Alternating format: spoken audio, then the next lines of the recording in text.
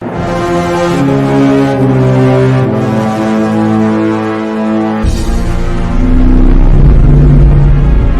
so horribly wrong. General Kid's out, and all of his men are dead. As far as I can tell, I'm the last one alive.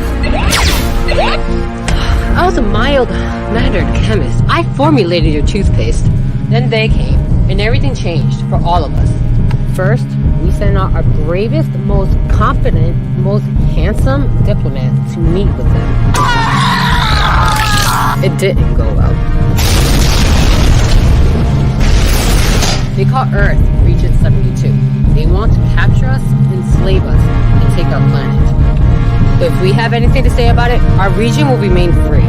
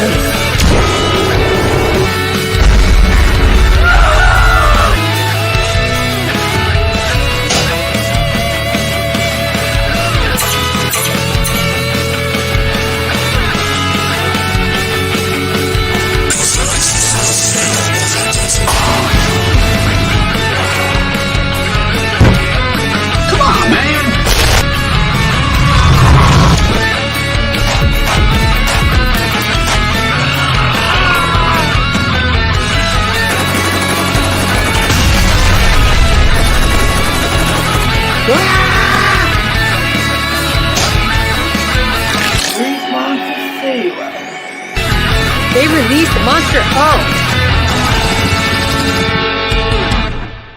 They're here already! You're next! You're next! You're next!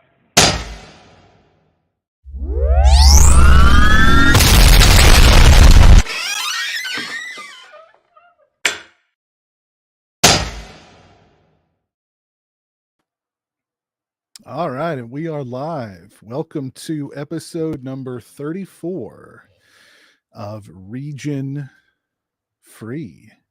Hope everybody out there is having a good night tonight. Oh, and right off the bat, Christian, thank you for the €5 super chat, man.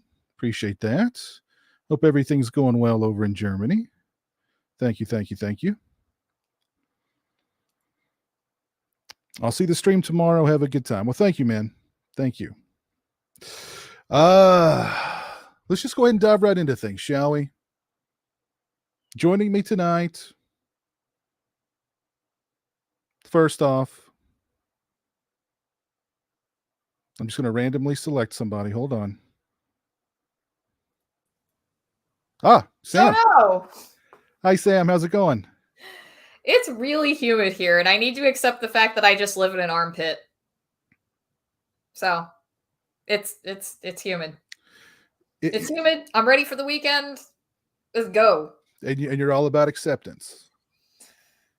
I mean, I've accepted it, but I'm not going to enjoy it. I'm still going to complain about it.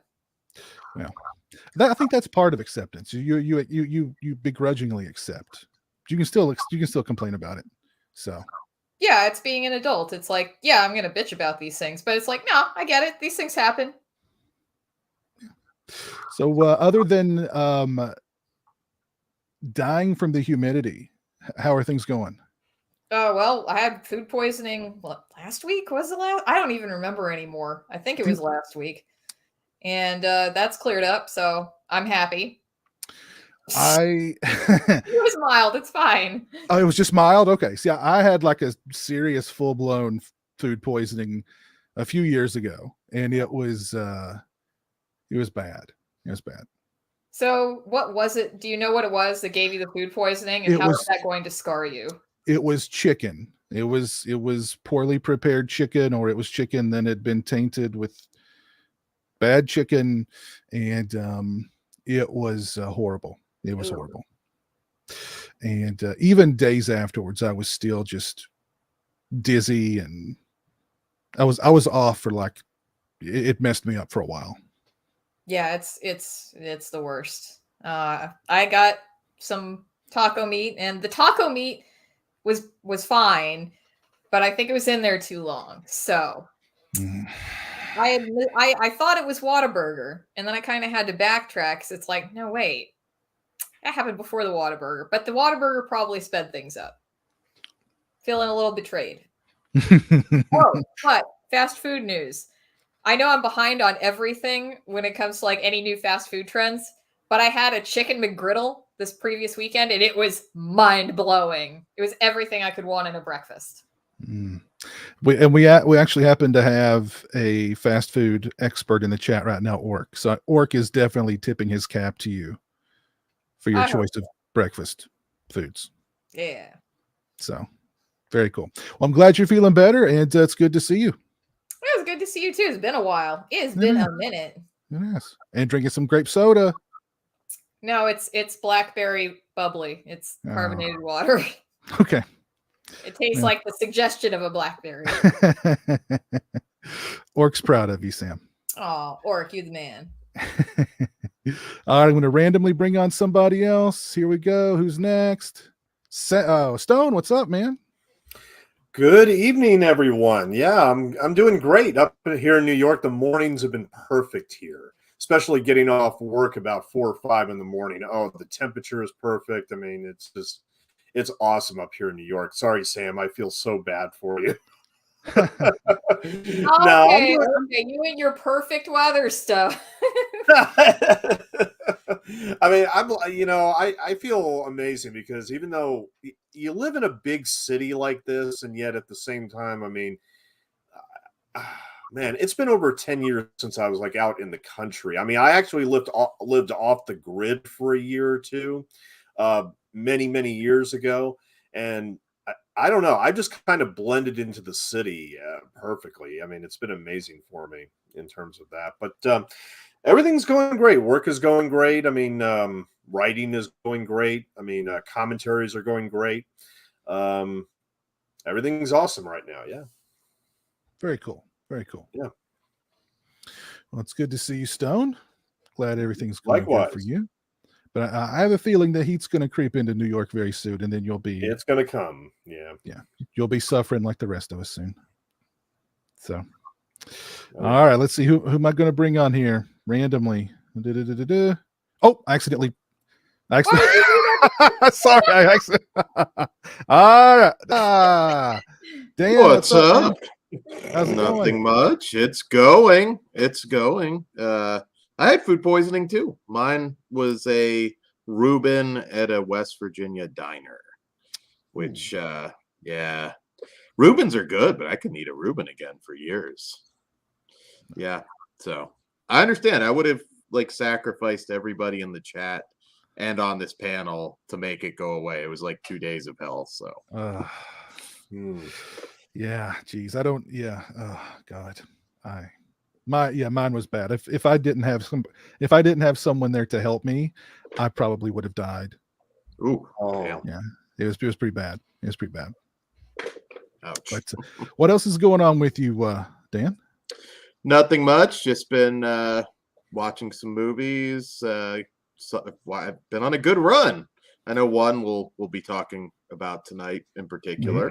Mm-hmm. So yeah, it's been like an unusually good couple weeks of movie watching. So yeah, I'm right there with you. I've been on this whole year really has just been like I've seen one good movie after the other. Even like the bad movies that I've seen haven't been well, and I wouldn't even say bad. I would say like they're okay. Mm-hmm. Yeah. So I don't know. So this year's been really good so far for horror movies. I can't complain. Everybody's at the Doctor Strange thing today.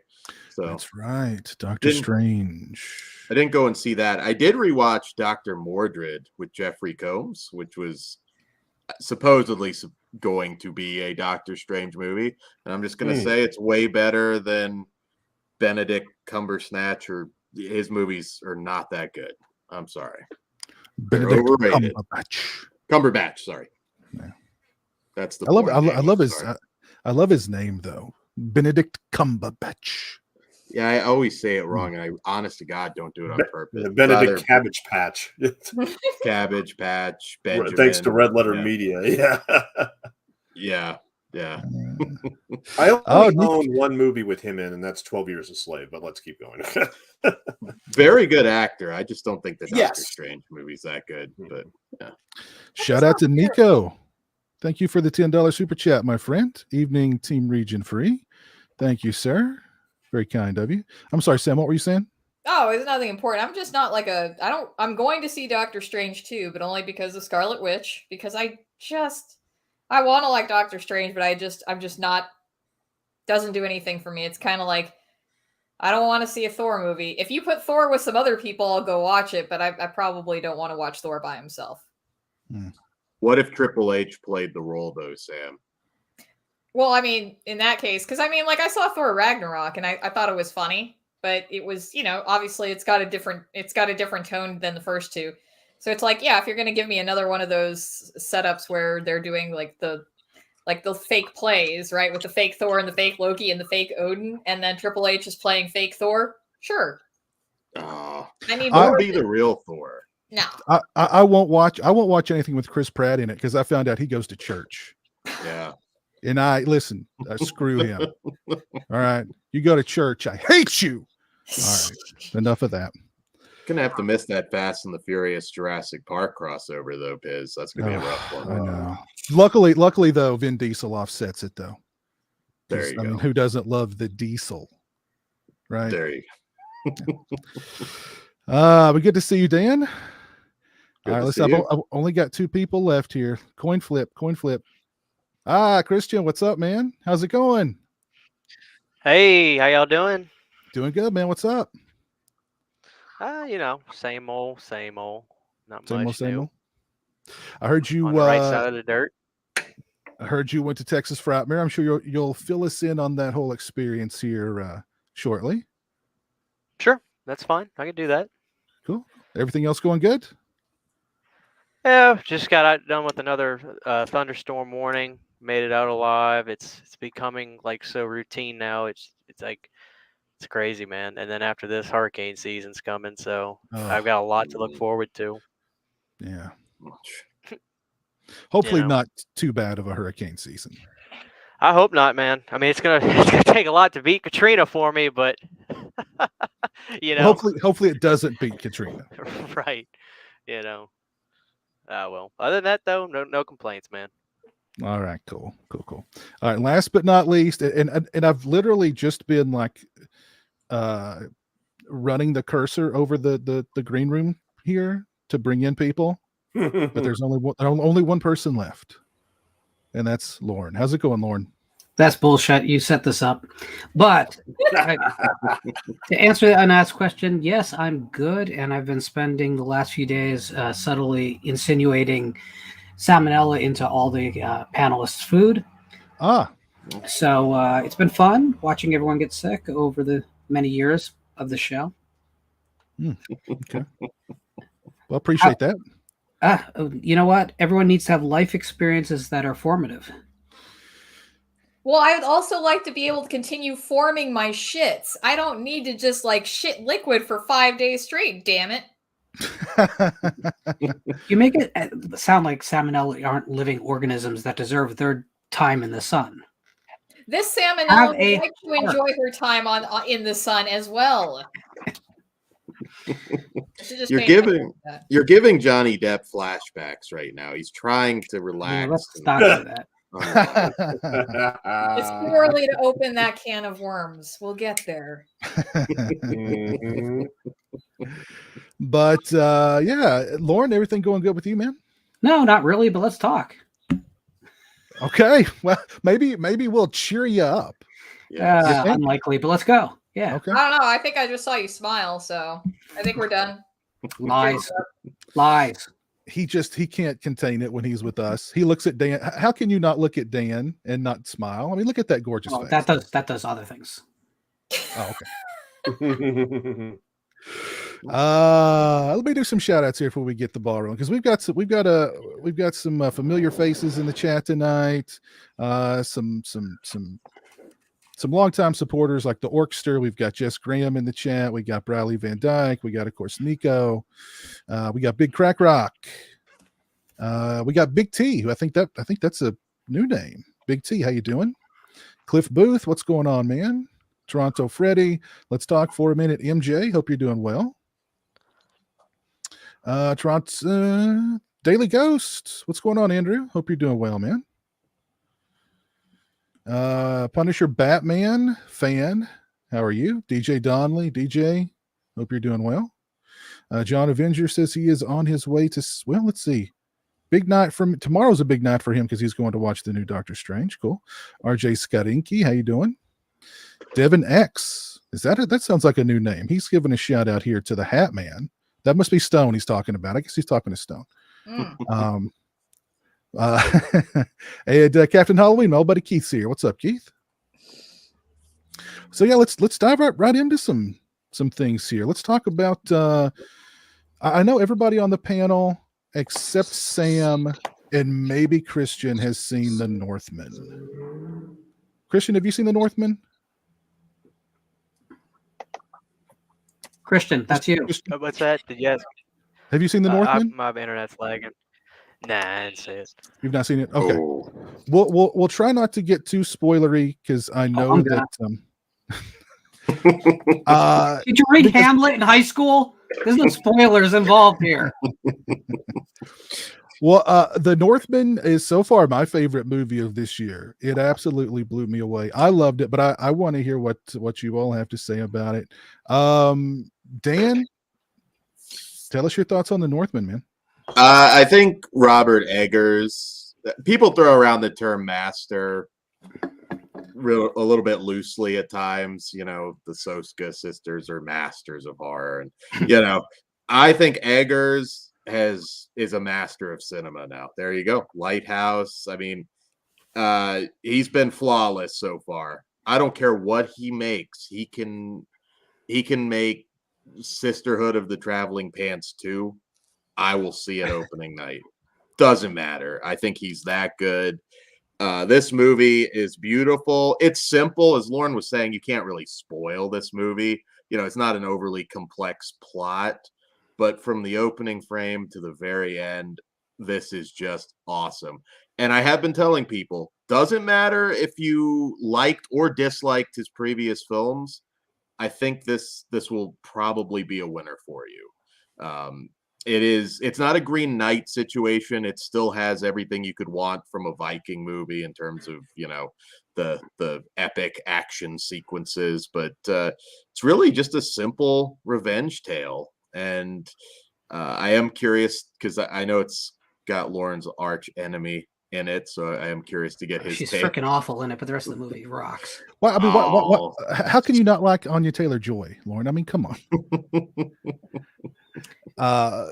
No, I agree with everything that you said, Dan.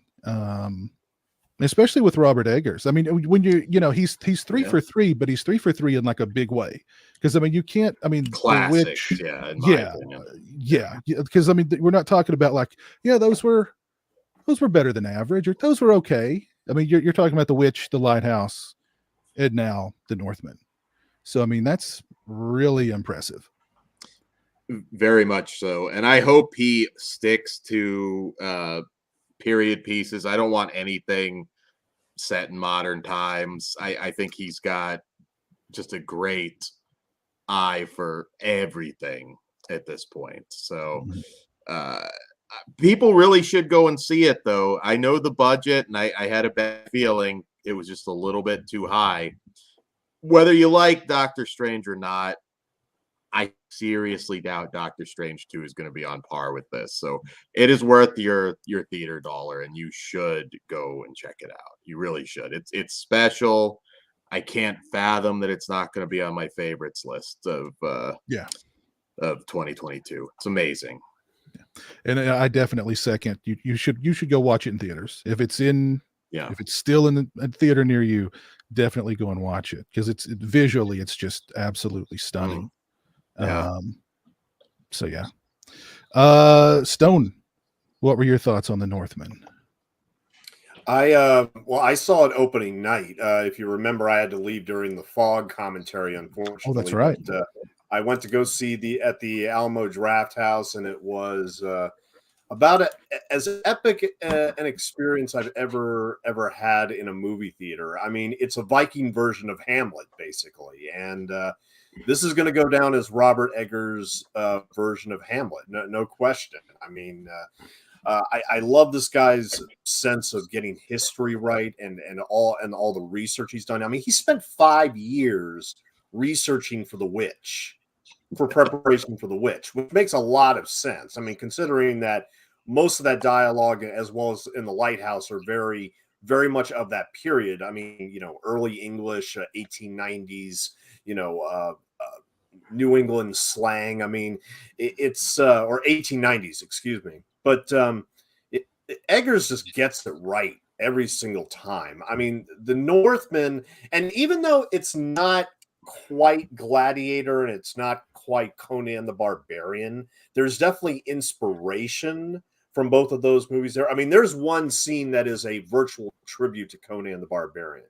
And let's not forget that the director of Conan the Barbarian, John Milius, is a massive Viking fan. And that was part of his appeal to Conan the Barbarian. And no, there is a tribute. Robert Eggers does a direct tribute to John Milius and Conan the Barbarian. Yeah, I'm just saying that John Milius' love for Nordic people might not be for the right reasons. Right. I know. But I was going to say, I think that if you were going to make film comparisons, I would lean more towards, this is more like Apocalypto, the Mel Gibson movie. Yeah, but I mean, like I said, it's very Shakespeare. I mean, it's based on the legend that inspired Hamlet, inspired William Shakespeare to write Hamlet, but it's got these brutal scenes that are beautiful. Anya Taylor-Joy is an angel in this movie.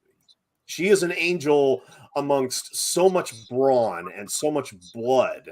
And I love Willem Dafoe and all his crazy ramblings. I mean, here again, very, very period specific. I adore this movie, and yes, it needs to be seen on the big screen. I can't emphasize that enough. It needs to be, despite Nicole Kidman's presence, it needs to be seen on the damn big screen. I like that the Vikings were Vikings, because Alexander Skarsgård is not. Look, there's some ugly stuff at the beginning. They don't, go the Hollywood route and just make him all noble. He's still, heavy on the pillaging at the beginning of that movie. So it felt so authentic, and I loved it. Yeah, and unfortunately, it being as true to that time and place, people have called it "quote unquote" toxic, and it promotes toxic masculinity. And it's like, these are Vikings. Kind of the point. Yeah, these are Vikings. Please send one of these people back in time, have them approach a Viking, and say, "Can I give you a sensitivity training?" As far as I know. But it can't be historically accurate, or it's toxic. So there was a lot of there. I saw a lot of people on. I saw one guy even go, how did he put it? It was just so, like, if he was in front of me, I would have slapped him. Like, can we please cut down on the, how did he, I don't know. He like called it a bro movie or something. It's like, dude, a bro movie? Really? It's, you're so freaking, anyway. Did you ask him if he even lifted? I should have. Is Hamlet a bro play? I mean, come on. Yeah. Get woke, Amleth. God damn. Amleth, yeah, get woke, Amleth. Oh, Jesus. Yeah. Unbelievable. Lauren, your thoughts on the Northman? So I send out these little mini reviews to the group, to these guys you see around you after I see things, which I'm sure half of them don't want me to do. But this was an A. This is a solid center of the dial A. And the only complaint I have about the whole film is Nicole Kidman. And people are going to think that's because of my bias against her. But her accent is all the fuck over the place in this movie. At times it sounds period accurate, but times it sounds like old English. Times it just sounds like someone from like, I don't know, a bus terminal in Boston. It just all over the place. And she's also like a different performance than the rest of everyone around her. It's a very naturalistic portrayal of the time period, and she does it as high drama. She keeps the Hamlet in Hamlin. So I mean, yeah, she brought it down from an A+ to an A. That's what happened here, and that's regretful. I thought we were going to kind of dodge the bullet because she's bad in the beginning, but I thought once the movie got rolling, there's going to be so little of her, it wouldn't matter. But she does have this extended soliloquy in the film, and it's like it is Keanu Reeves and Johnny Mnemonic bad. Otherwise pretty excellent film. Oh, listen, don't talk crap about Johnny Mnemonic. Don't do it. I like that film too, but it's not good. It's not Keanu's best performance. But here's the real thing I want to talk about this film about, because this is going to come into everyone's sweet spot, and it's going to break all my rules about what we shouldn't talk about on these shows anymore. If you're having doubts about seeing this film, this is the story of a young boy who sees his favorite parent murdered, beheaded in front of him, then is reported to have drowned, but returns to that town by the water to exact vengeance using a variety of sharp instruments for the remaining runtime, until during the climax we get to return to the theme of beheading. This is why we don't need a new Friday 13th, because it is Friday 13th in every meaningful way, but it's also simply an excellent film. I will take this over another Friday 13th every day of the week for as long as I live. If you want another Friday 13th, go see The Northman. You're going to get everything you want on a Friday. It's gorier than any Friday. That's for damn sure. But you're also going to get a real movie, which I don't think we'd ever get again from that franchise if they made another one. So, yeah, it's not a horror film, but it's a splatter film. Another thing I love about the movie is that and this is one of the reasons it's doing fairly awful at the box office, is that it is openly a film that takes place in a non-Christian world. The world of the Vikings is self-contained and is portrayed as sort of sealed off and self-contained, but they take the old gods seriously.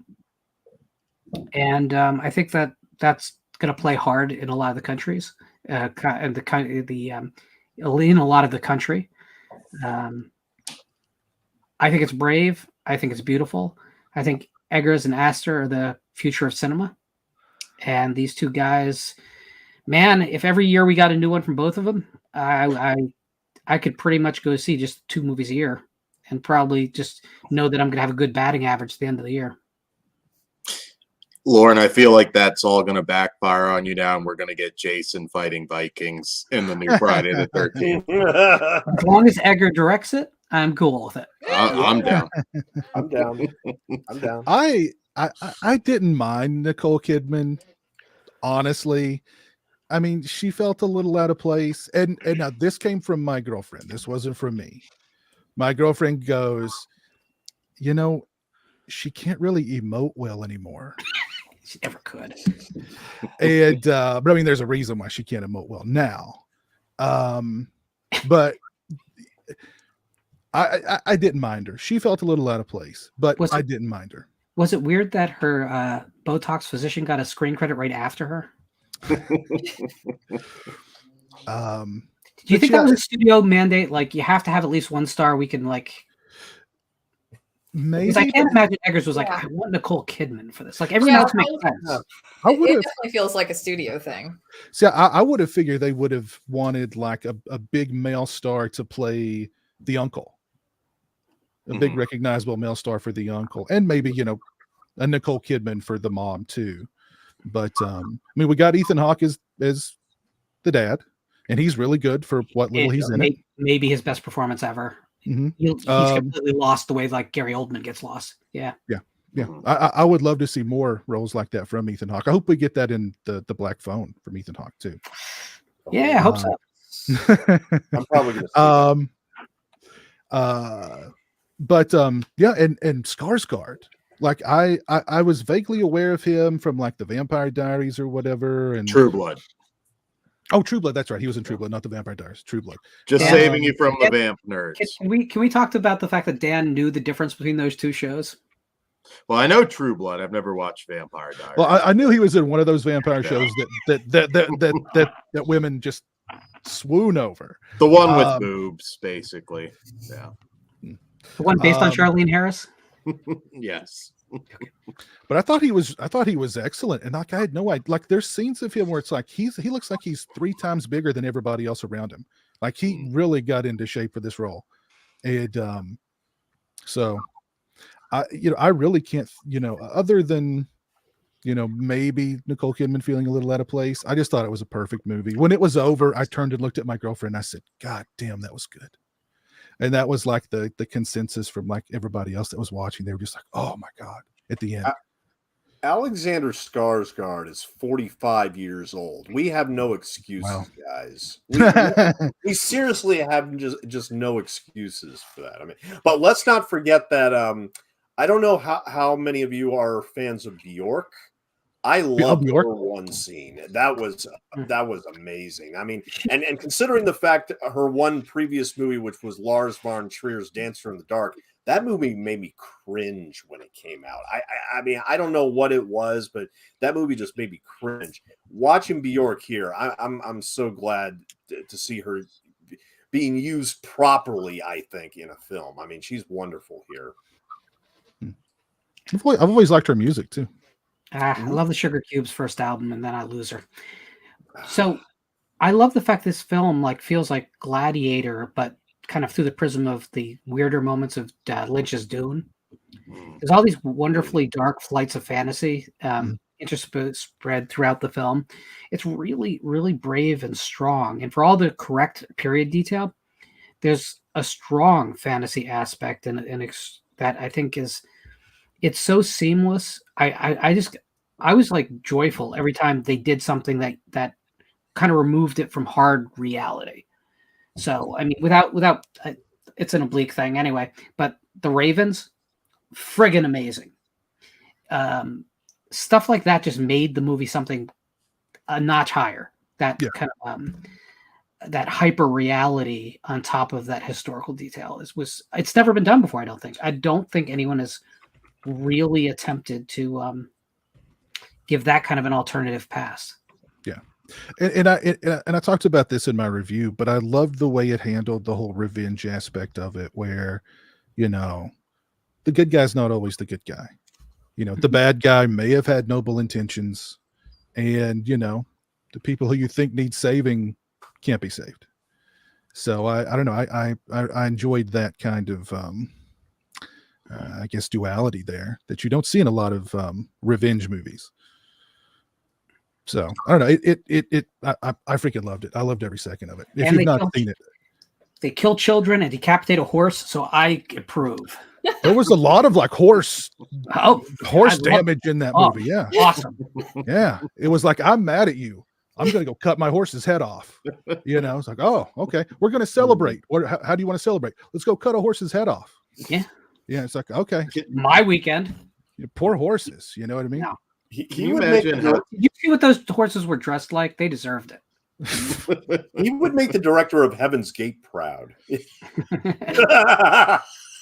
Can you imagine how scared that kid was shooting with Willem Dafoe? Like, my God, I hope he had parents on set.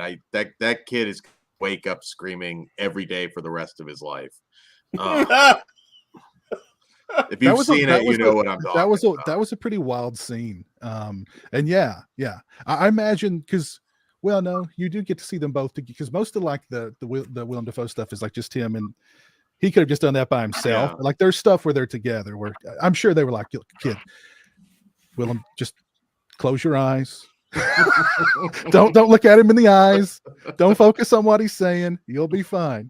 Ethan Hawke was probably like, all right, son, just calm down. Everything's gonna be fine.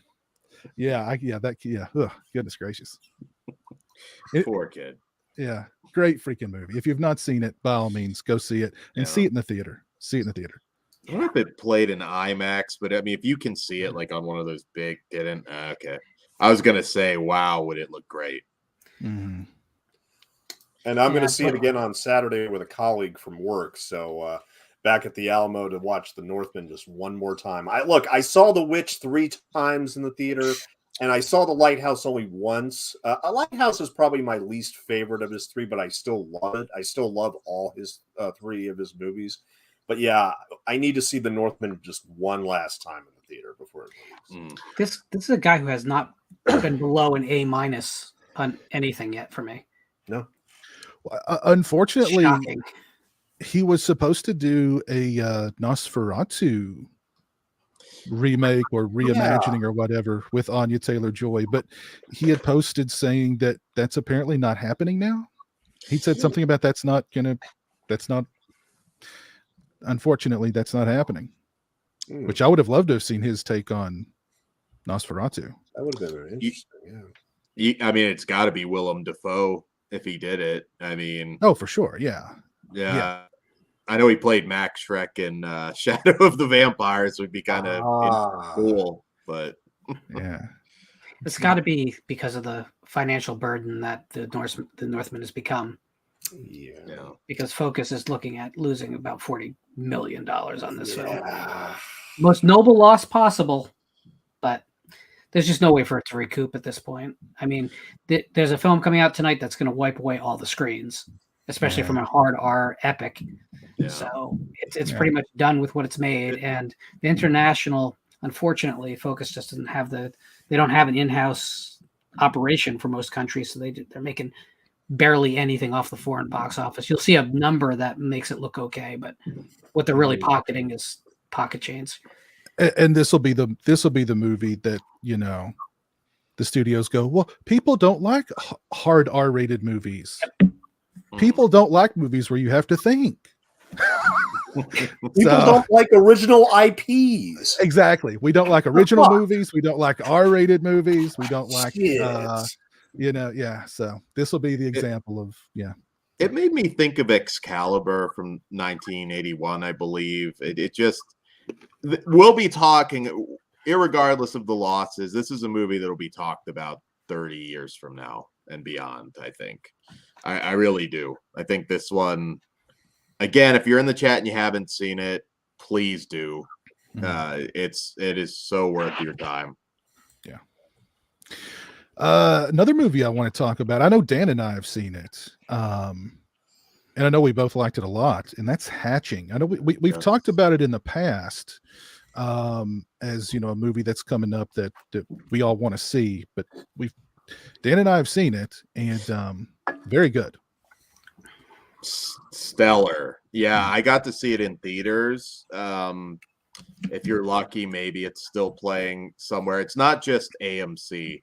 I thought it was, but apparently it did get some other screenings. But yeah, it's a Finnish horror film, and oh my God, was it so good. Hannah Bergholm directed it, and it blew my mind. It's another one, like I said, this past couple weeks, I don't know what's going to be my favorite movie of the year, because they've just been killing it. But it's a creature feature of sorts. A lot more that goes down. Children don't fare terribly well in that one either, so Lauren will like it. But yeah, and what an awesome performance from I feel so bad not being able to say this name, but Suri Solalina. Just amazing. And Sophia Hakila, who plays the mom in that. Ooh. Another one, and it's so weird to see like commercials for like a Shudder movie in the theater. I was so discouraged though. I've been begging people to watch it, and it's like, oh, I don't know, Finnish horror, I don't know. Yeah. and you couldn't have seen a lot of Finnish horror because I haven't seen a lot of Finnish horror. There's not a whole lot of it. I think it's the fear of subtitles. Yeah, it is like, but man, and this one I actually feel pretty good saying it's not like an art house film or anything. You get your gross out moments and everything you could want out of a creature feature, but it is so much more than that. Yeah, you've got a little body horror in there. You've got a coming of age story. You've got some good stuff in there. And and that the young actress who plays the lead, so good. You double roles. You know what I mean? Yeah. Good. And just her relationship with the mom. There was some heartbreaking shit in that. I mean, it's you've got this strange bird-like creature, but it's still a very human story, and definitely going to be on my best of the year list with The Wasteland and Northman, and check it out. I believe it's supposed to be on Shudder, if I'm not mistaken, this month. I could be wrong about that, but it's getting a lot of play on like YouTube ads. You'll see the trailer for it in front of YouTube ads on like quarter channels and stuff. So then hopefully get the word out about it. It's definitely worth checking out. Another movie I wanted to talk about, I just watched it last night and I really liked it. It's We're All Going to the World's Fair. It's pretty good. Did you like it, Sam? I liked it. I mean, it's just, again, it's if you were around for the Marble Hornet Slenderman ARG back in the day, it's just that, but they're just calling it something different. But I thought it was made well, and I thought it was the dissociation depersonalization was done extremely well. So, but I think the director is transgender, so I'm sure she can relate to that. So it was nice to see that little touch brought in, and it's a little movie. I'd watch another film from her. What did you think, Dan? I wasn't. That one's interesting because I had a complicated view of it, but I'm still thinking about it. So it's that one I won't recommend to everybody. In fact, I'll be quite honest. Probably most of you in the chat are not going to like it, but there is a lot going on for sure. And the creepypasta stuff, I'm not as familiar, so I probably didn't see all the Slender Man, similarities or anything. But I will say another excellent lead performance. I found that actress just very authentic. She felt real. I've known that girl, and I like that a lot. She's gonna be a star. Yeah, I think so too. Yeah, and I would agree. It's definitely not going to be for everybody. It looks and sounds like it's going to be like a found footage movie, but it's not. Although it's got a little found footage elements in it, and I don't know if I'd even really classify it as a horror movie. I know it's based on creepypastas, which that whole thing was. I don't know anything about creepypastas. I know Slender Man, but that's it. And I know this is based on a creepypasta or an amalgamation of different creepypastas or something.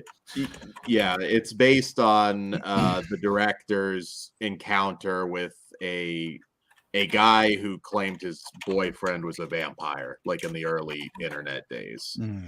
So kind of call bullshit on that, but okay. That's what she says. I liked it a lot. I really liked it. And I dug that, just she's so isolated and alienated and lonely and sad. She just wants to be a part of something and just have somebody to talk to. And I think there are a lot of people out there like that. And social media is their outlet. And it was I don't know, I loved everything about it. Even a lot is kind of left up to your interpretation, especially like the ending. And the movie kind of hints that it's gonna go one way and be a very sad and down ending, and then it kind of doesn't do that, and then it leaves everything it leaves things open. And I really like that about it too. And even though I just watched it last night, I've just thought about it. So I would definitely recommend it. It's not going to be for everybody though. But and especially when you're talking about, you know, the past 2 years of isolation that we've all gone through, I think it just hits even harder. Yeah, I just really loved it. It made me think, like, if I had gone through the whole pandemic situation at that age, you know, like, my God, like yeah. And there's some freaky moments in it. Like she records herself sleeping, and there's a kind of a cool moment in there. And she takes people on she vlogs where she takes people to her school, but it's not her school. Yeah. And then the weird guy that she's talking to, and you know, like, you know, I don't know. I don't know. I just liked a lot about that movie. I like that they called him JBL. I kept thinking. I'm just thinking, yeah, we're thinking of the WWE JBL. Now, if only she got a clothesline from hell, you know, that'll snapped her out of it. But damn. I would certainly recommend it. Has anybody else seen anything good lately they want to touch on? I watched something last week that I never expected to watch, and you know, we all like to mock how bad video game movies are. I think, I mean, you know, very rarely does a video game movie or adaptation come along that. But I wanted to ask you all real quick: did any of you see, and what did you think of Tomb Raider with Alicia Vikander? Because I saw that last week. Surprisingly good, surprisingly competent. I had a blast watching it, even though it wasn't. I don't know if I buy it, but I mean, you know, Alicia Vikander. I mean, I loved her in Ex Machina, and if it wasn't for that, I don't think I would have ever checked out Tomb Raider. But did you guys like the new Tomb Raider that came out 5 years ago? It was better than the Angelina Jolie films. I don't remember a lot about it, but yeah, it was okay. I didn't see it because I got burned on the Angelina Jolie films, and I was like, I'm good. Yeah. I saw it. I don't remember a thing about it though. I saw it. What little I remember is not a good memory. I remember some set piece with a plane in a large down tree and like CGI, and no. Did any of you see the trailer for Crimes of the Future? Oh yes. I thought that was hitting tomorrow. Oh no, I saw it at Hatching. Yeah. I saw it at Northman. Yeah, I saw it at Northman, and I saw it at I forgot to mention this one, but the Incredible Weight of Nick Cage movie. Yeah. I saw that one too, and I thought that one was a lot of fun. I really had a great time watching that one too. Yeah. Oh man, though, when that trailer, I mean, I'd already saw the trailer, but just seeing it in the theater, because I didn't think I was going to get any more Cronenberg. I know after Maps to the Stars, it seemed like he might have been done, and you know, then I'm seeing him on Star Trek of all things. I'm thinking like, well, it's been a hell of a run, but my God, it looks like he's got another masterpiece on his hands with this one. I'm so excited. Crimes from the Future and the Black Phone. Those are probably going to be the next two movies I see in the theater. Probably. Cool. Yeah. No love for Black Phone. I think Black Phone will be decent. I mean, I don't know. I hope it's good. Yeah, absolutely. That's always my take. It's Bloom though. So it's Bloom, and it has some. I know. Yeah. You mean Master of Horror, Jason Bloom? Okay. All right. Moving on. Go. Jason, if you want to send me a check to buy something of mine, I have nothing but nice things to say about you. I don't. For reals. He's a genital ward on the horror community. I hate him. So the opinions of Dan, not Region, though. So I revisited. I've had a little bit of time on my hands for a rare event, and I revisited 2 older films. One because I picked it up real cheap, or I got it in a trade or something, and one that is kind of like a favorite that I haven't watched in many years. So I'll start with the one that disappointed me on rewatch, and that's Madhouse from '81, which I originally saw when it was titled "And When She Was Bad" on VHS back in the day. You might remember the big box on that one. But yeah, it doesn't hold up at all. It's a pretty much a piece of crap, which is what I remember, but it's worse than I remember. If you want a shittier version of Happy Birthday to Me, by all means, check out Madhouse. You'll be disappointed. Though, it does kill both a dog and a cat. So there's that. Graphically, and the dog death is hilarious, but it's the only good thing in the film. And the other thing was 1946's The Spiral Staircase, based on the great Ethelena White novel, which White, of course, also was just unfortunately one of the pillars of the horror community that's been forgotten. I'm kind of making it a point to try and get her name back out there in the running. Anyone who was adapted by both Hitchcock and Sadamac deserves a lot more credit than probably has gotten. And Spiral Staircase holds up 100%. It's still just drop dead brilliant from beginning to end. It's one of those films that I put as the A+ crowd. And real cheap to buy on Blu-ray, by the way. I see it on sale all the time for like $12. It is a movie that you should definitely like purchase blind. Yeah, because it's essential. It's drop dead. Here's the thing, guys. We always talk about slashers as if they began with Halloween or Black Christmas. Nope, 1946. You get a slasher film, a gothic slasher film that doesn't pull its punches about what it is.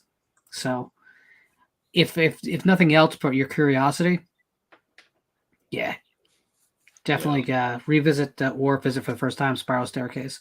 Yeah, and I'll just say it's great to see Elsa Lanchester, the Bride of Frankenstein, in a wonderful role a little bit later in her career. And that makes me hopeful because like there was a time when women used to get age appropriate roles that were actually still well written and could do something. They could do something with it. I wish we'd get back to that now, but instead we have Nicole Kidman. So don't worry, she'll be hitting Lin Shaye age eventually, and she'll start to look it, and then she'll just be in all the horror movies. She'll just take over Lin Shaye. That I love Lin Shaye. Lin Shaye is great. Nicole Kidman makes me want to open a vein. The Hopefully beautiful, not mine. The beautiful, enchanting Nicole Kidman, by the way. I just looked up the Spiral Staircase on Amazon, and you can pick up the Blu-ray for $10. Ooh, do that. What's the deal? That is such a steal. Yeah, there's it's the amazing. link in the chat. Yeah, it's amazing how few people have seen it. It seems every time I bring it up, I was like, "Oh, I don't think I've heard of that one." And it's an elite horror film. But part of the problem is that it keeps being referred to as everything but a horror. It's one of those things that they like to throw thriller. They like to say, it's a gothic suspense piece. Yeah. It's a movie that they lifted direct framing for Halloween and Friday the 13th off of. Okay, it is a proto slasher. It happens to be black and white, but even the dialogue is not. Definitely, the mannerisms were of the time, but even the dialogue does not feel dated. Really, it's remarkably. It stands up remarkably well. You should check it out. Mm-hmm. Absolutely, I highly recommend that one. Did anybody watch You Won't Be Alone, the Noomi Rapace film? I've not watched it yet. I watched some of it, but I ran out of time. It's been a little busy. Yeah. Enjoyed what I saw though. Yeah, that one's really good as well. If you like The Witch, I would highly recommend checking that one out. Yeah, that is 100% what I was thinking. Double feature with that and The Witch. Yeah, great folk horror film, and maybe a little slow moving for some, but again, if you like The Witch, it's fantastic. Not really a Noomi Rapace vehicle, as you'll see, but another. We're not 2020 level yet, but it's been a damn good year. It has. It's definitely beat last year for me. Oh yeah. Has anybody else seen any good movies they want to mention before we move on? Well, I mean, I really haven't seen a lot, but I did get the chance to watch Crumbs by Miguel Ianzo, and who directed Jesus Shows You the Way to the Highway. Me and Lauren just had the opportunity to talk to him. It's on the Visited by Voices YouTube channel. It was a great conversation.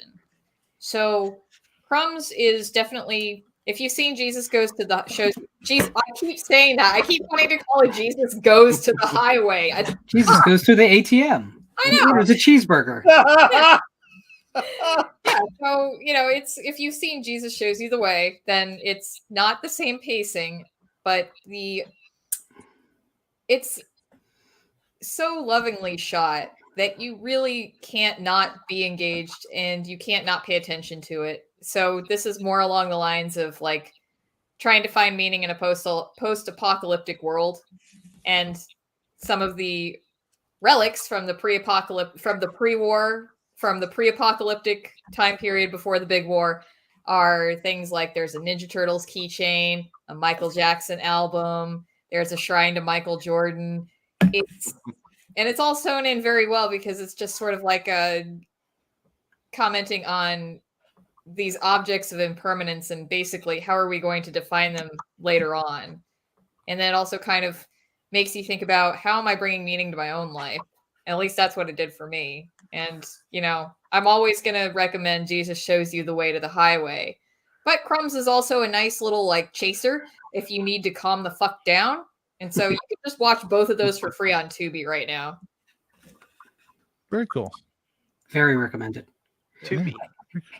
Hey, Ben. Ben says in the chat, the classic ghost story, The Yellow Wallpaper, is getting a new movie soon. Correct. Trailer looked good.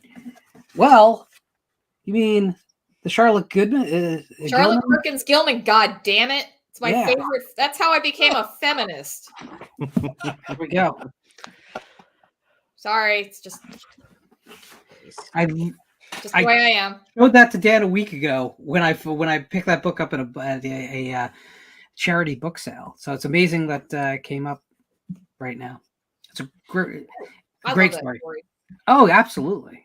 If it doesn't mess with you, you're a little dead inside. Which No, it'll definitely mess with you, and like that. It definitely made me think about things like being a woman, and this was back in like 2003 when I first read it. So whatever.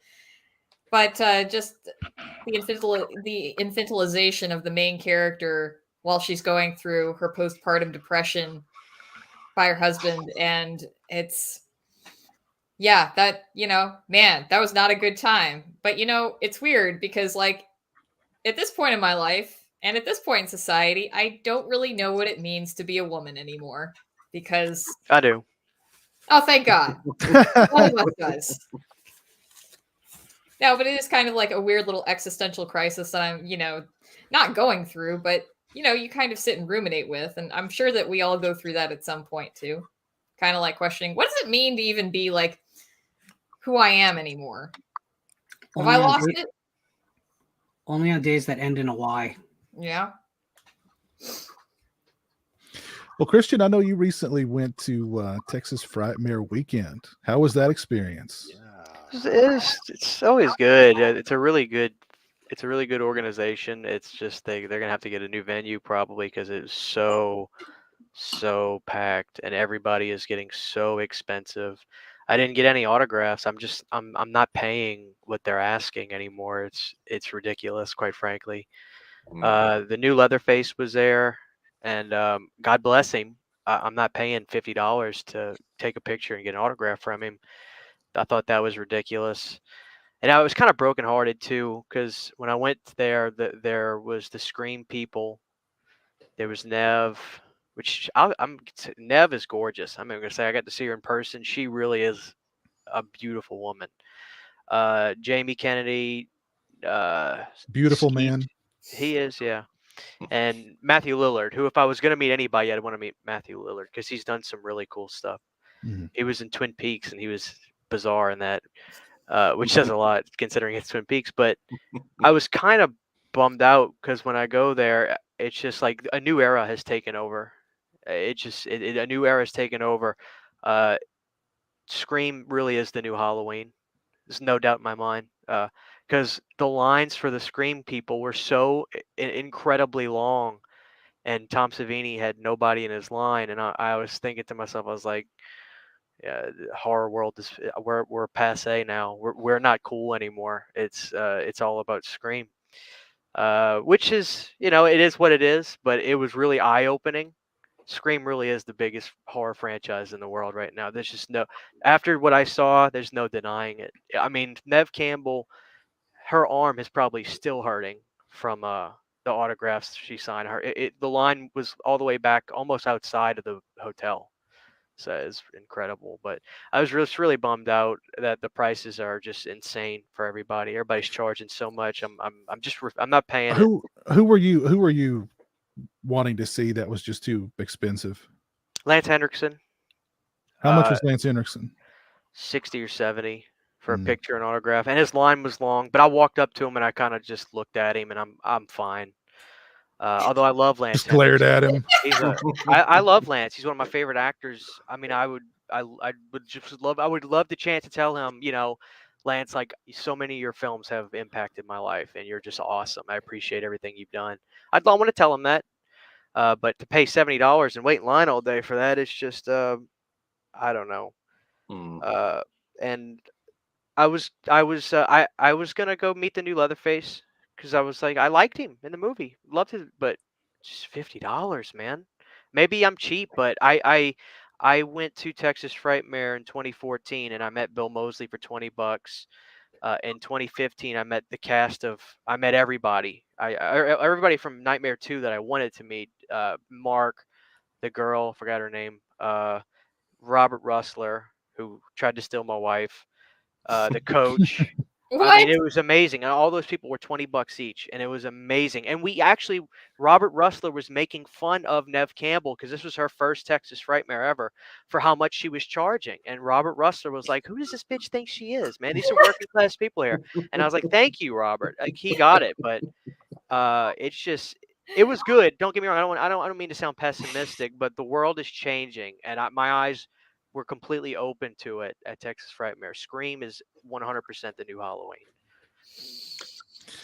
Yeah, I actually, after you mentioned that on in our group the other day, I went to Texas Frightmare's website and I looked up what people's prices were, and I think it was the venue.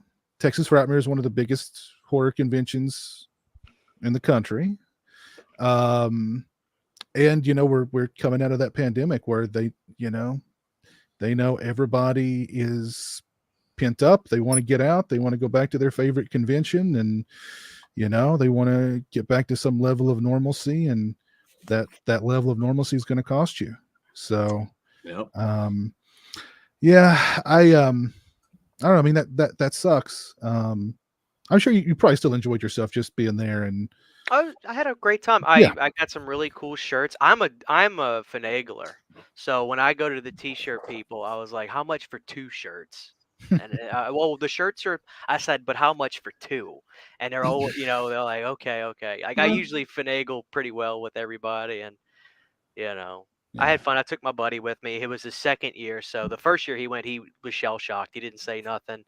And I was like, "Let's go find Charles Band." And he's like, "What do you mean, let's go find him?" I said, "He just walks around. He's never behind the booth." And we found him, and he signed his Evil Bong cereal for him, and the whole ride home. He's like, "I can't believe we met him." I said, I don't care. I'm not very shy, so I'll go in there and just look for anybody. "Come on, Steady, let's go!" in front of everybody. I'm not shy, so I have no problem tracking down Charlie Band, which we did. But he wasn't there this year. I was bummed out. He was there Saturday, but I usually go on Sunday because it dies down a little bit. But I literally couldn't. It was like being at a Rolling Stones concert. I mean, literally, no matter where you went, you were standing like this, up against people. And I said, "Sydney, just grab onto me because I'm moving." And I'm barreling through people because people just stand still, and then they put Nightmare Toys and Trick or Treat Studios at a corner, bottlenecked, completely bottlenecked. I mean, if you were trying to go around like at the corner of the venue to get to whatever was down here, you literally have to just completely go the other way or not, because they should have done that differently, because so many people want to buy masks and toys and stuff. Completely bottlenecked. City wanted to get some books. Not a fucking person was looking at books there. And I was like, oh, I know a guy that would be very upset about that. She got a couple books, though. I remember what she got, but yeah. But Yeah. Well, it's funny. First off, welcome to New Jersey cons, because they're all Insane. they're just people cramped together to the point where the fire department closes a lot of the cons. Yeah. So I'm glad it's reached down to you so you can feel the pain. But Christian, I got to tell you, I've seen this happen before in the convention scene. When I first was going to the convention scene, it was like a lot of the Hammer stars were still making the rounds, and all the AIP stars. And not your Vincent Prices, because he never needed to do it, but your lead actresses from films and whatnot. And I watched things change, because back then, $10 and $20 autographs were the norm, and you got the glossy from their table for that. I until the very last few years of him doing it, Angus Scrimm never charged. You used to walk up to him and, hey, how you doing? Hey, whatever you want here. Just awesome. If you look at the end of the videos on our channel, and there's a clip of him just talking. That was just recorded just because he would talk. There was no charge there. But I saw it change, and then that $20 top tier guest became a $40 top tier guest about the time that Linda Blair hit the scene, to be honest. Yeah. That was one of the first I remember being a kind of like a charge where I'm like, really? Do I want to do that? But you convinced yourself. But unfortunately now the floodgates have opened. And as far as Scream, again, I watched it happen too, where it's like the stuff that was popular was all the 70s films, and then it became just the 80s films. And then a little while later, it was like the True Blood stars rolled in, and they were all the and then the Stranger Thing kids. You're leaving out The Walking Dead. Oh yeah, that was it. They changed it a lot. They changed the convention world a lot. I think I even said this to Sean Clark's face. Well, digitally, I said it to Sean Clark's face when we were doing a podcast. I said, Walking Dead at conventions ruined everything. Yeah. And his response was just like, well, it's money, man. Well, that's his money, because he represents Norman. Yeah. He represents a lot of those Walking Dead. He was at people. Texas Frightmare. I saw him. He was working his butt off, man. He works his ass off at those things. See, that was you had that realization with like the Scream people. I remember going to the conventions with Walking Dead people there, and the horror people. Nobody could, whatever. Yeah. If you went into the horror room, everybody was wide open. You'd get everybody you wanted and be out of there in an hour. But if you wanted a Walking Dead person, prepare to wait hours.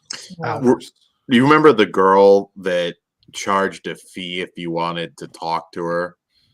Like it literally had yeah. What's her name? Played Tara. I can't think of the actress's name. I think it was Tara. Yeah, like if you wanted to, like, I mean, literally, like, specified that, like, if you wanted to just your hand and talk to her, it was a big thing. And I don't think she did it again, but man, I started going to conventions in 94, 95. So I've been to a lot. I've slowed down quite a bit the last few years for a lot of these reasons, but it's completely different. I think it's going to actually get even worse, because a lot of the era of the movie star is kind of coming to an end. So you're going to see some big Marvel, DC type characters, actors coming in more and more now. The prices are going to start to go over $100 if they haven't already. It's just going to be. It's not the same. I at this point in my life, I prefer just small conventions. Give me, cult actors, give me, indie people that whose work I genuinely respect. I'm over it. I don't need to go to Chiller and be told by the fire marshal that I can't get into my hotel room because nobody else can go in right now. Yeah. You know, I mean, I pay to talk to people. I really don't care about autographs. It's writing. It's nothing to me. I mean, some of it's cool. Some people, yeah, I want like Sean Cunningham. You damn right, and I have his, and that's amazing. But like, I want to talk to Lance Hendrickson. I want to be able to just like make eye contact with him. I'll tell you where. Go to a screening. I met him in Toronto, God, probably a decade ago for a Near Dark screening, and you don't pay for that. Yeah. If you can find it, you know, that's the way to do it now. Yeah. No. We were driving home, I was telling Sydney, I was like, Sydney, I wish I could have gotten like a microphone and gone into the main room and just, because it was a lot of young people there, you know, and I just wish I could have got on a microphone and said, you people have no idea the legends that are in this other room, the people that were in the original Texas Chainsaw Massacre. You don't get how few people are alive still. And Tom Savini, who did more stuff in his life than any of these Scream people have done. I love them. I love Jamie Kennedy. His YouTube channel is fantastic. He talks about random stuff. I love it. But you guys need to get your ass in there and meet these people. You have no idea. These Scream people are going to be here. They're not old. It was the biggest eye-opening convention I've ever been to. I mean, it was a long car ride home, just putting life into perspective. Because when I went to my first one, it was just totally different. Yeah. And seeing the people that are prima donnas it's interesting, and seeing the people that aren't, it's funny. Bill Moseley did not give a rat's ass. He was wearing like a white t-shirt and just like starter basketball shorts with dad socks and shoes on, not dressed up at all, you know, because you're taking pictures of people, put something nice on. But he was wearing a t-shirt and basketball shorts, taking pictures all day. Be comfortable, man. I love Bill Moseley. It's like, There was one person I did want to meet, but I was so soured by the end of it with all the pricing. It was the gentleman who I didn't realize he was in other stuff, but he was the gentleman from House of a Thousand Corpses that says "Car's done" in the beginning of the movie. The big dude, and he was a big dude. I wanted to meet him, but I was by the end of the day, I was like, let's just go. So. Christian, the ultimate example of that is that John Russo does shows all the time, and there's never a line at the tables. I'd love to give that man a hug. People don't realize what he did changed the world of horror. They have no idea because they just think George Romero. They have no idea who the fuck John Russo. Excuse me, I don't need to be cursing like this, but they don't know. You should do it. They don't know who John Russo is. He's just as important. He's 100% just as important. It's one of the few we have left. I'd love to meet him. Yeah, but there's never a line. That's why heartbreaking. That's why I really wanted to go this year, because they had a lot of the Texas Chainsaw Massacre cast there, and I mean, those folks aren't going to be around. They're dropping. You know, yes. Right. I mean, they had like a lot of the cast there, the ones who are still alive, and I was just like, oh man, is there any way I can make that happen? And I just couldn't. Just couldn't make it happen. But I would have loved to have met. That's who I would have went to. I mean, the Scream people, great. Whoever, great. But like, I would have wanted to meet those guys. Mm-hmm. I don't know. Hopefully they'll be back next year. I was at a Monster Mania. They used to do like a Thursday celebrity dinner. I don't know if they still do it, but I was at right across from a Texas Chainsaw Massacre reunion with Gunner, Marilyn, Terry, Ed, William Bale. Just they had like everybody there, and it was just amazing because I don't think they had all been together since the movie at that point, and at least all of them all together. And that was an amazing experience. But my best convention experiences really aren't like the autographs I got, which obviously I've got a lot. It's the conversations I've had. You brought up Moseley, but people that have been to a lot of conventions will know about William Forsythe's shorts. There was a year somebody slapped me on the shoulder and started pointing, my friend, and it's like, what? And then I look, and William Forsythe's balls fell out of his shorts. at his Amazing. table. Don't have a photo of that, but it's those funny little stories that are just amazing.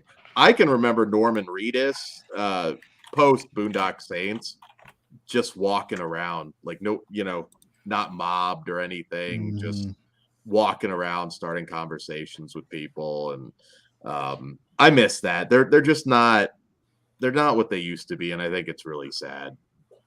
No, it's really changing, man. I think it was 2 years ago or 3 years ago, right before COVID. Yeah, right before COVID, they had Jason from part 2, 4, 6, and then Kane. Kane had a line out the ass. I walked right up to Ted White. I walked right up to CJ Graham, who could still legitimately beat the piss out of everybody. I mean, CJ Graham, I'm telling you, I'm sure you guys know, you've seen him. CJ Graham could beat the piss out of Kane Hodder if he wanted to. I love Kane. CJ's a Marine. He still looks like he's massive. Yeah. Kane has platforms on his shoes. I'm just saying. But Ted White was the most amazing person to go up to because, like, you could smell the legacy on that dude, right? It's John Wayne's body double, It was amazing. Smelled like Old Spice. You could smell his, but I don't know. It's just crazy.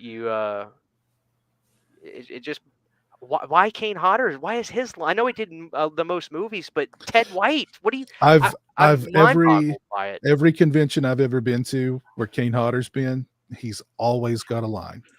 Got a line. Yeah, that's regional though, because here that's not true anymore. Everyone I've seen him at in Kentucky. Maybe to this area, but I mean, I've seen him Kentucky, Ohio. I think Indianapolis. He's always had a big line. I love him. Good for him. Good for him. Yeah. He's like the definitive Jason. But Ted White was super cool to meet. He's not doing conventions anymore. So if you missed him to see Kane Hodder for a third, fourth, fifth time, you're not going to ever meet Ted White at a convention. Of course, Steve Dash is gone. I saw him. That was one of his. I think that might have been at his actual last convention too. See, I met him at one of his. I met him at one of his very last conventions. Richard Brooker. I met him at like his next to last convention. Just walked right up to him. Yeah. CJ's. I've not met him, and I've not met Derek Mears. Other than that, I think I've met all the other Jasons. I'd like to meet Derek. He seems cool. He does. Yeah, he does seem nice. Yeah, he's very friendly. CJ was the coolest though. He made me bigger fan of his movie. He's the real deal, man. He shook my hand. I was like, he's a dude, He's so much bigger than Kane. It blew me away. I had no idea that he was that much bigger than Kane. Did you go Friday the 13th or Highway to Hell though? Because that's his other one. No. Definitely Friday 13th. Highway to Hell is an amazing film, and maybe Gilbert Gottfried's finest hour. Yeah, Ben Stiller was in that too with his dad. Yeah. I was gonna say if I heard Ted White was appearing. Oh, we lost Stone. Kane got we're up there than we thought.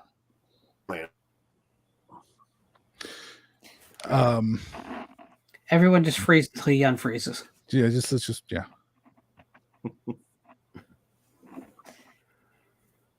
He's not coming back. Edge and Christian photo up.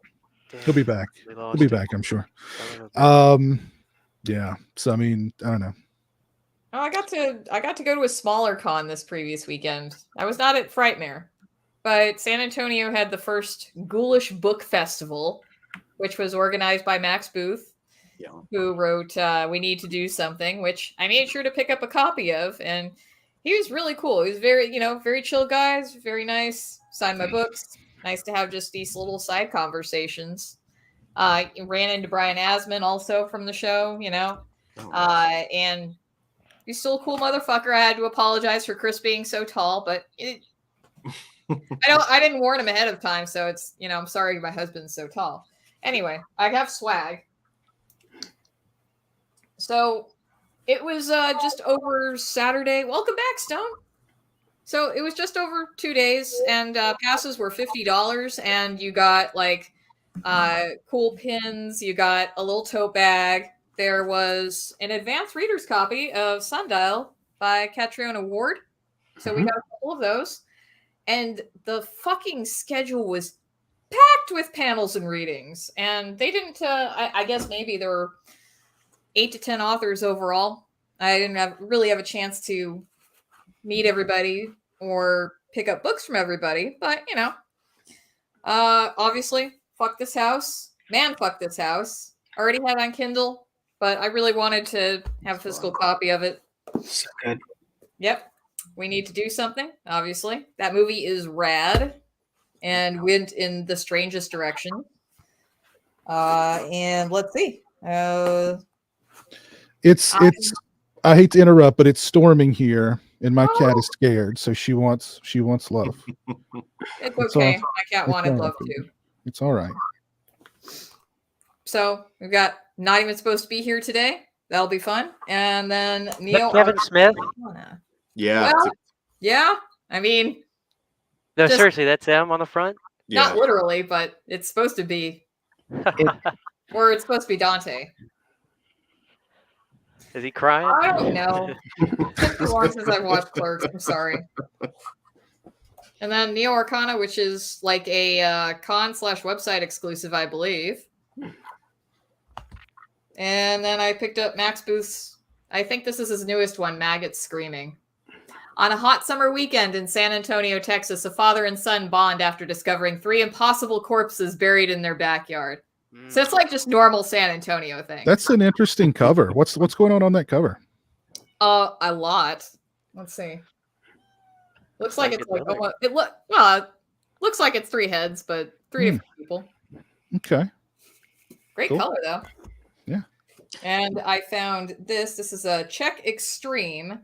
So these are a bunch of 7 different authors from the Czech Republic, all doing horror, and they've translated it. So my family's from Bohemia, which was, and then that later became Czech Republic, but we immigrated over before then. So we just go by Bohemian.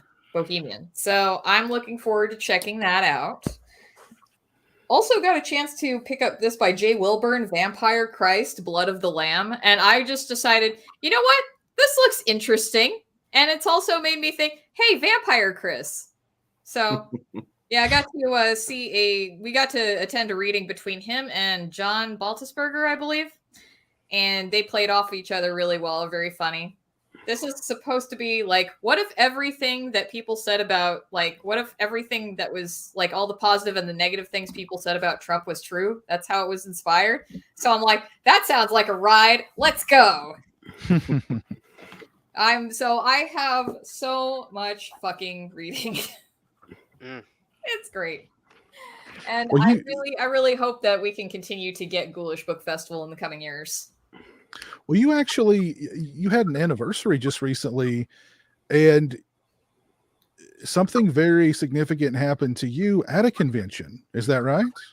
Yeah, Chris and I got engaged at Texas Frightmare way back in 2019. I say that way back, but it's, obviously pandemic times. Who was present when he popped the question? We got engaged at a photo shoot with Robert Englund and Heather Langenkamp. And yep, I was in front of him, obviously, because Chris is always in the back. That didn't sound right. So taking the second picture, and he says, Sam, and I turn around, he's on one knee, and he told me he couldn't, like, that was all he could get out before he got down on one knee to propose. So we still have those engagement pictures framed. But wait. Him down on one knee is still taller than you. Yeah, I think you were still at least face to face at that point. He got down on one knee and I looked up at him. Yeah, I'm surprised Robert Englund didn't go, okay, that took 2 minutes extra. That's $200 extra. Yeah, I'm gonna need a lot more money. Did Robert say anything funny? Did he have anything to add after it? Was he just like taking in the moment with y'all? I think it was more in the moment, and then Heather was like, "Oh, hey, Mr. Tall Guy." I was so funny, and she cried, which I was like, Heather did? "Yeah." I was like, it's I'm imagining if he had done this during like an Evil Dead photo op, Bruce Campbell would have been like, "Don't say no to this guy. What are you doing? You got to get that's awesome." Bruce Campbell would have pulled out the Necronomicon and wed you both right there. Just made you both, you know. That's awesome. Had he considered what would have happened if you said no, or or was he just confident enough? Because wow, that would be rough. That would have been very rough. Me and Cindy have this kind of conversation about this stuff all the time. Sam, you'd probably be the kind of woman. Let's say, for instance, you were gonna say no. You would say yes at that moment, and then later on, you're like, okay, let's really talk. I mean, am I right? That's how you probably would have handled yeah, that. that's true. But Chris was worried about like me saying no, mostly because like my mom was homeless and living in a hotel at the time, so things were fucked. But this was already in the works, so that was I think, man, it would like, why would I not marry him? It would have been though, like, man, you start bawling and then Robert Englund taps you on the shoulder. That'll be an extra 200, buddy. Yeah, I'm gonna need some more money here. Yeah. Well, we got Chris paid for two photo ops, and he was like, oh, I thought it was like you had to pay for Heather Langenkamp and Robert Englund, like they each cost $175. Well, it probably was that way, but Robert went over and said, "Listen, Heather, I have a way we can make even more money. They can buy two, but we'll just do one." Heather Langenkamp's too wholesome for that kind of stuff, though. She's way too wholesome. Yeah, that's true. Yeah, she's always nice. So is Robert, but man, has he gotten expensive. Yeah. I do want to give a shout out. I do want to give a shout out real quick to Garrett, Born to Be Rad. Hope you're doing well, man, and congratulations. His channel just reached 1,000 subscribers, so congrats, man. Really sweet. Good job, man. Awesome. Yeah. But Robert, like the Texas Frightmare website didn't even have his price listed. They were just like, we can't announce, we can't make this public. You got to get there, wait in line for 8 hours. TBD, like the opening band. Exactly. There, yeah. You're like, you're like, I waited 8 hours. Of course, now I've got to pay $800 for this thing because I waited so long. So. Yeah. And it's even worse too, because when you look at the price, it's like, well, I got to buy something worthwhile to get him to sign because I'm not going to get an 8x10 for that price. So yeah, I got him. I have a few signatures from him, but I got him on the old school Freddy pull string doll. Nice. He was nice enough to shoot a very brief video for Jeremy, doing Jeremy's favorite Freddy quote: "Welcome to prime night. Welcome to prime time, bitch." That's a whole different movie. So that was worth it. That was worth it. He is cool. I mean, I will say when you meet Robert Englund, he gets it, and he'll do the voice. He'll do, he does make it worth your while. My father-in-law got me this at an auction in Pennsylvania, and it's old because Robert has hair in the picture. So this is probably from like the late 90s, early 2000s, possibly. I've always loved that picture. 2002. I see the date on it right there. It's from 2002. So that's good enough for me. That'll work. Your father-in-law knows you well, man. Yeah. Well, they know I'm obsessed with Freddy, so That's cool. Anything else you guys want to talk about? I do. Again. Wait a minute. Is this a Sam Slams? Are we going to slam something? Not really slamming it. Mostly because it's all right, I have to talk about Johnny Depp and Amber Heard because that's why I haven't fucking watched it. Okay. So I've been watching the trial coverage since it started, and it's about 5 to 6 hours. It's like 5 to 6 hours of trial coverage I'm consuming in your average day when the trial's happening. Because it's right now, it's only Monday through Thursday, and thank God they're taking next week off, so I can finally watch something else. So, I mean, I understand that we've all come to this on our separate teams for the most part, and that we're all bringing our biases, and that we already have the preconceived notions. But Jesus Christ, Twitter, y'all need to cut your shit out. I swear, that fucking place is a hellscape. And, mostly because, so, I don't know if this is, okay, so before I get into this, I am not going to shoot down any of the Me Poo memes because they are genuinely funny.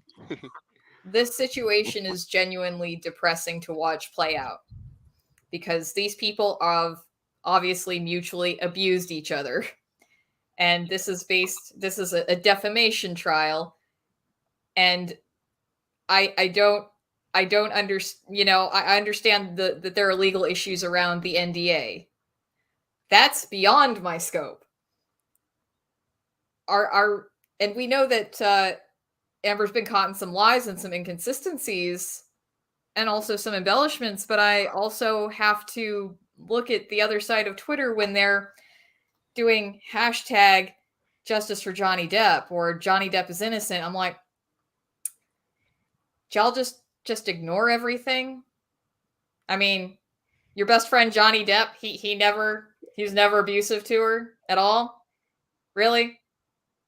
So I'm concerned on a lot, I'm concerned because it's like we kind of need to just approach this from like the facts in the case too. But I know that a lot of people really want to push the justice for Johnny Depp because of like the abuse that men do go through is usually overlooked. And I don't know if this case is really pushing that movement forward or not, because it's like, well, Johnny, I mean, your assistant did corroborate the fact that you kicked Amber in the back, and you are asking her to cut you in this audio, and that doesn't seem very cool, man.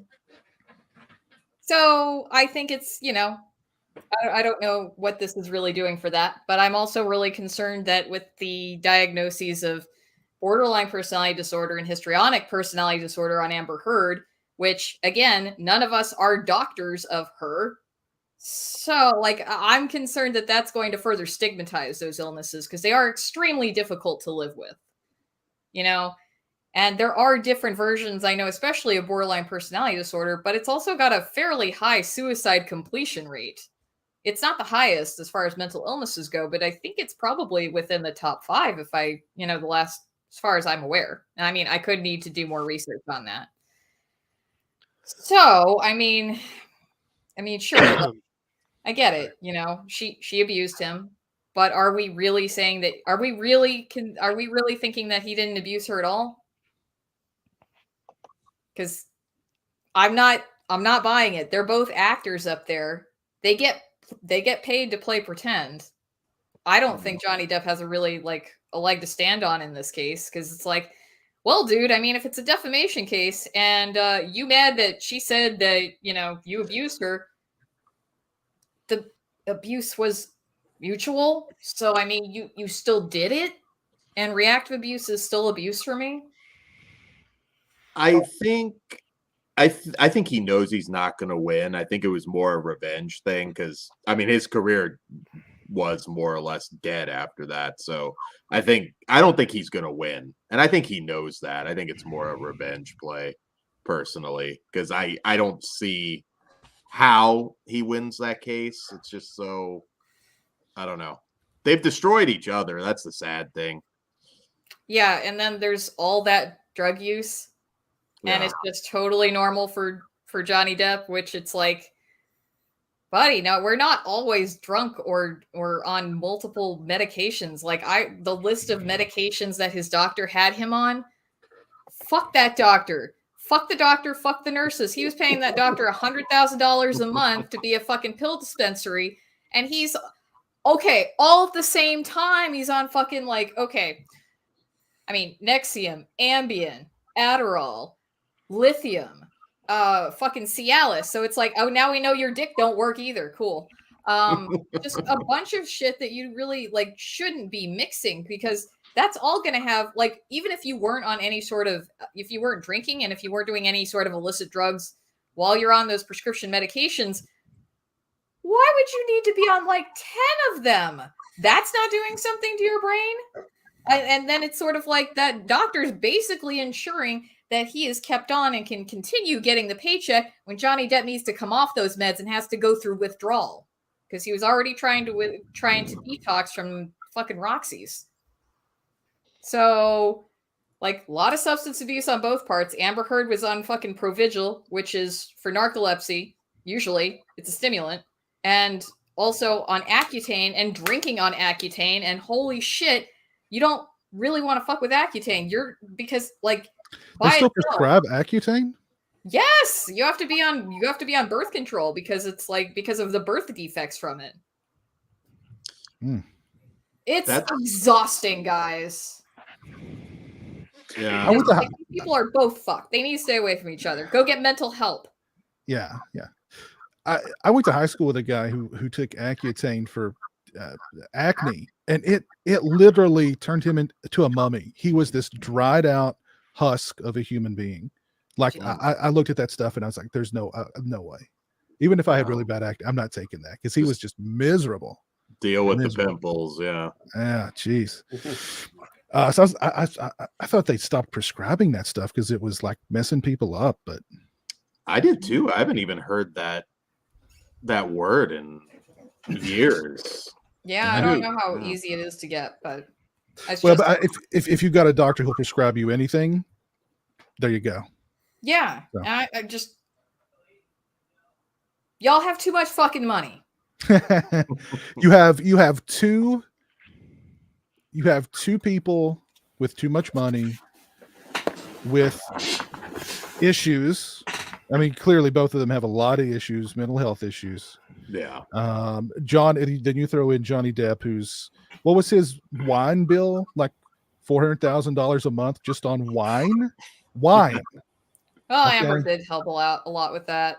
She enjoyed wine. Yeah. So I mean, it's just, yeah. I mean, I know people who, like my girlfriend is so, I can't call her during the day because she won't answer because she's watching that shit. Yeah.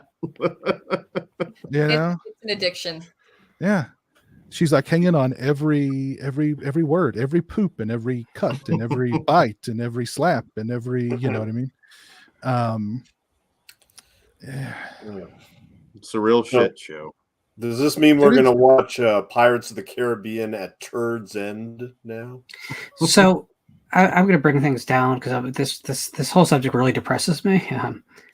Because there's people in real situations, and whenever you get into these relationships that are this bad, when people start down that road, they don't make rational, smart decisions. So you add that to all the drug use and everything else, and you realize that these rich people taking it to the courts and taking it and televising is really an ugly, ugly, horrible thing. But there are real people in real houses on your street dealing with abuse. So I know I'm a downer on this, but I don't find any of the jokes funny at all.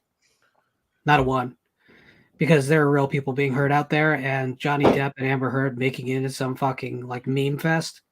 Fuck both of them. Fuck them. And I'm not gonna say anything more, and I know that's not what you guys just bring the show down, but it really it's been a really fucked up thing for me to just. Well, I mean, the reaction is what pisses me off.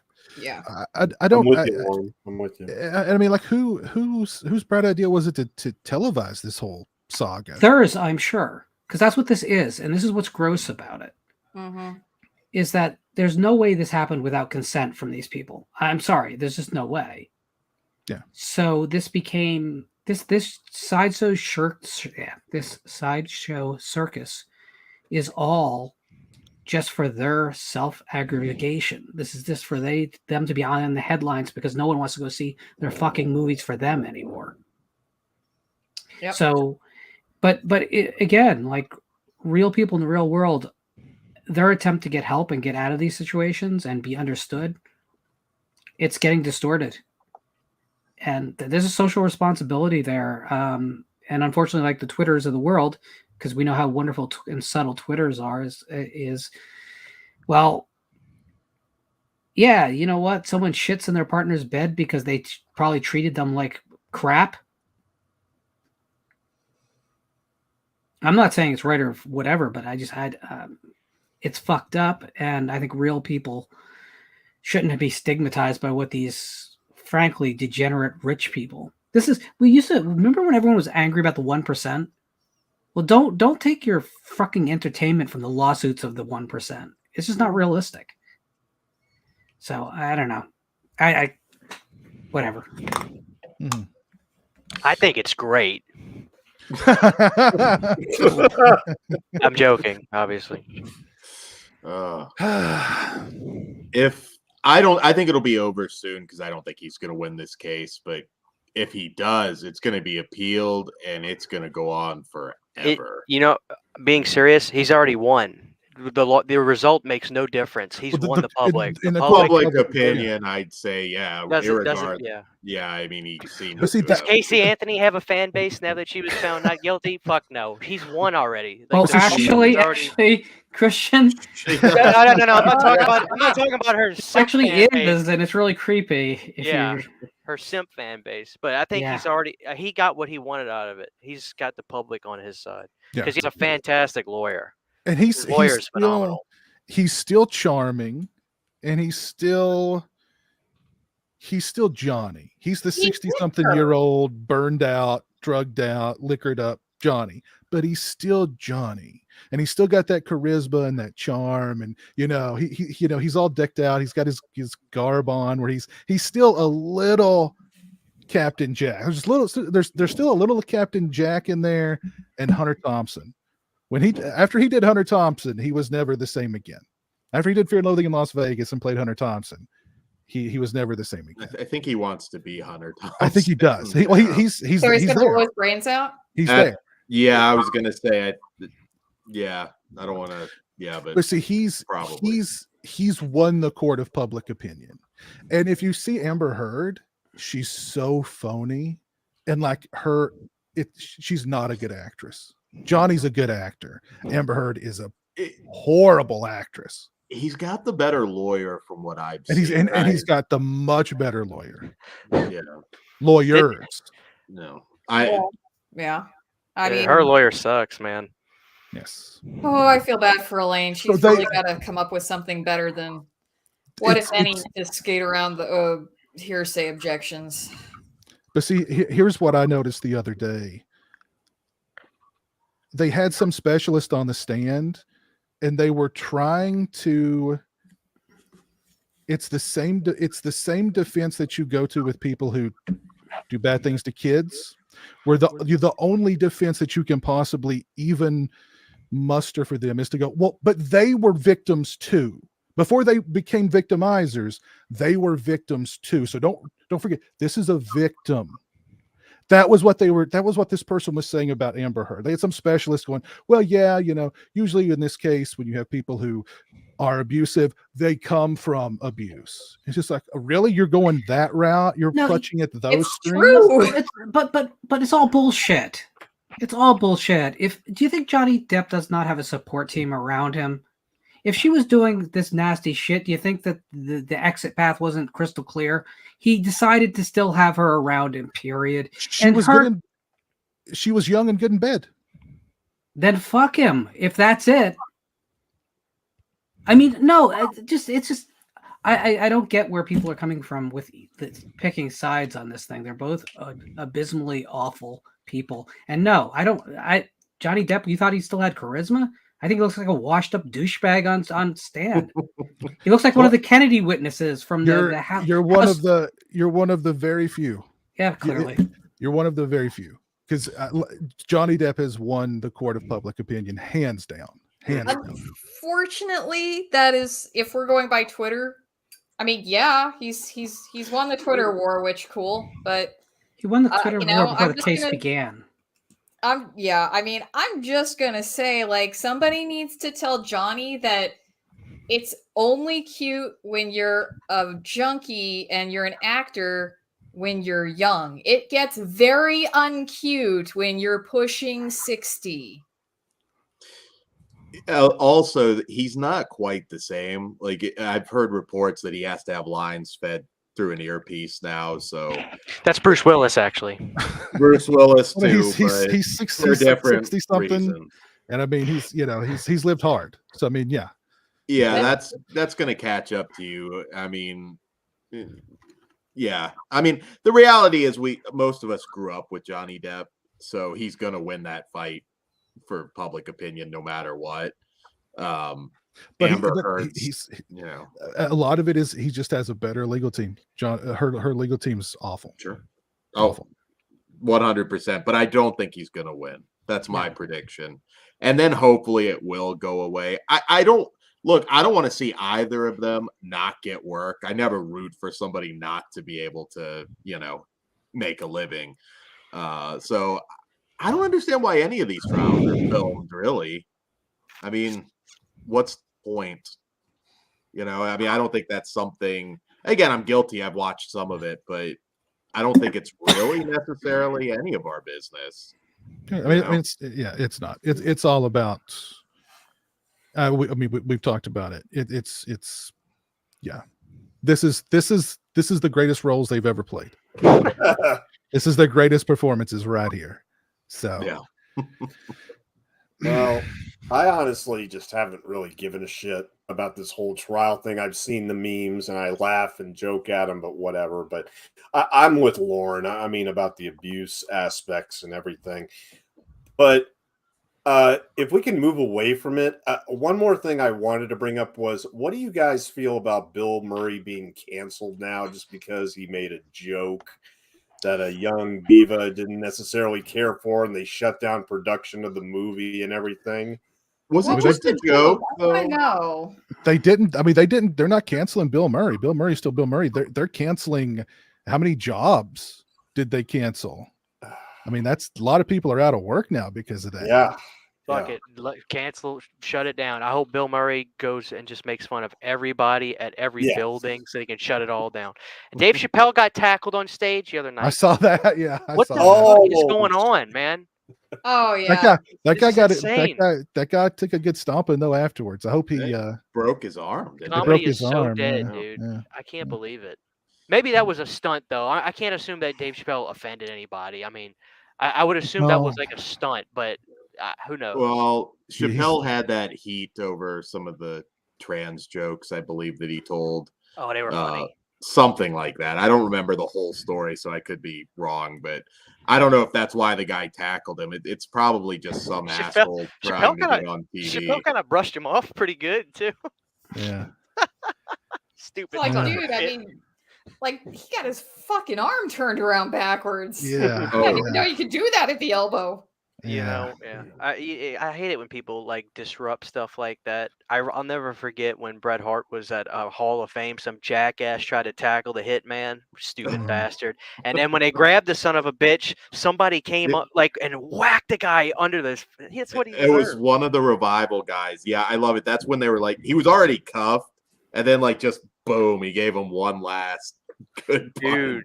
You know, Piz, I wish they would treat these sons of bitches like they used to back on the old wrestling days. Me and my uncle were watching a Macho Man thing on WCW night, and this guy gets in the ring. WCW, Piz, I'm telling you, Macho Man really tried to kill him. I mean, it wasn't a joke. He really stomped on the guy's face. I mean, you can't do that. You can't get in the ring. Are you kidding me? He really. I guarantee you that guy, he had to go to the hospital after. He stomped on his face. I remember watching a video of a Tool show, and some guy jumped up on stage and ran after Maynard, and Maynard tackled him and squatted on top of him and finished the song. Yeah, like the guy, he was like laying on top of the guy. Wow. Yeah, singing and like So stupid, kind of funny. Yeah, it's like okay. But yeah, Bill Murray. Bill Murray is I don't think it's never been a secret that Bill Murray's been difficult to work with and that he's treated people like crap, and he's probably not a nice guy. And but we're going to cancel him for that now because he made a joke that's offended somebody. Yeah, he whined and complained on Instagram about it, and it I'd love to know what that joke was too, because I'm sure it's something very. It's really funny, at least. I think the director's name is something Anderson. Bill Murray's in a bunch of his movies, but my wife has made me watch Paul Anderson, yeah. Wes Anderson. Wes Anderson. Wes Anderson, sorry. This movie about Bill Murray in a Resident Evil movie I would be was- amazing. I was just about to say he could be like dodging the lasers and shit. Oh, I love that. That Wes Mhm. Anderson guy, though, man, he is really. His movies are gorgeous. My wife Oh, was like, yes. just watch it. I was like, She's like, it's like an art movie. Like, it's like really pseudo world. It doesn't make sense, but it makes sense. Like, but I love. He was like looking for like some kind of sea creature, and everybody's in this movie. William Oh, the Dafoe. I Life said, what the hell Aquatic. is? Life What the hell Aquatic, is yeah. Willem Dafoe Yes, doing in this? yes. I love Steve Bill Zissou. Murray in those movies too, man. He's great. But see, and like I don't know, it's like if you're hiring Bill Murray to be in your movie, you know what you're going to get. You're going to get a good performance out of Bill Murray, Yeah. but you know you got to deal with certain things behind the scenes. He's not going to be easy to work with because he's never been easy to work with, according to everybody who's ever worked with him. Right. Yeah. So Yeah. BFD, you know. Chevy BFD. Chase was an asshole too. I mean, you know, that not all your heroes are great people, but they're I was going to mention something. I can't remember what it is. Anything else you guys want to talk about? non-poo related. Yeah, exactly. Freddy's Nightmares is on Tubi for all you cheap bastards out there. Hey, I'm a So, cheap bastard. I am too. I am too. The price is finally right on that. Yes. Lighten up. Well, it's probably never going to go to physical media, right? Somebody sent me a bootleg, but it's never. It's had some VHS tapes and stuff, but like I don't know if it's ever going to get a DVD release. Yeah. Possibly could happen because now that it's getting legitimate legal releases on streaming services, maybe they'll do a DVD set. But people are like, they wanted to put a Blu-ray set. Like, yeah, you can put Freddy's Nightmares on Blu-ray. They shot the thing on Atari. Like it's like it's 80. It's like they look cheap. They weren't shot that well. I mean, they were probably shot on video for God's sake. So I have no nostalgia for it. It's not good, and I've. Like it, I don't mean, get 'em- like. Can y'all just please give me my fucking moment to just mention Freddy's Nightmares and nobody say something negative about it, please? It's awesome. I think. I mean, there's. I've not rewatched the new stuff. That's not new stuff, but since it's been on Tubi, so I mean, my memories of them are foggy.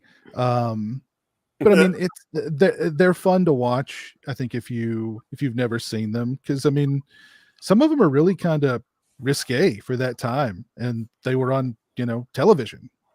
But the Friday the 13th series is so much better.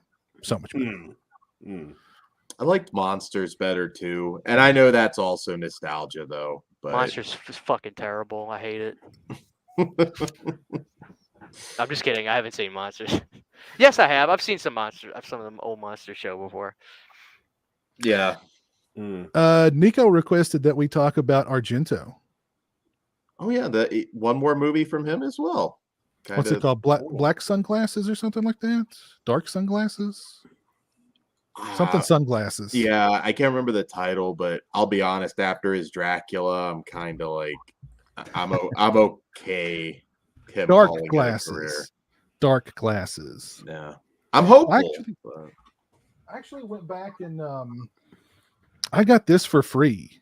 The Card Player. I'd never seen it, and I watched it, and I was like, "This isn't the TV movie. It's not great, but it's not bad." so that tempted me to go and purchase Sleepless till we rewatch Sleepless.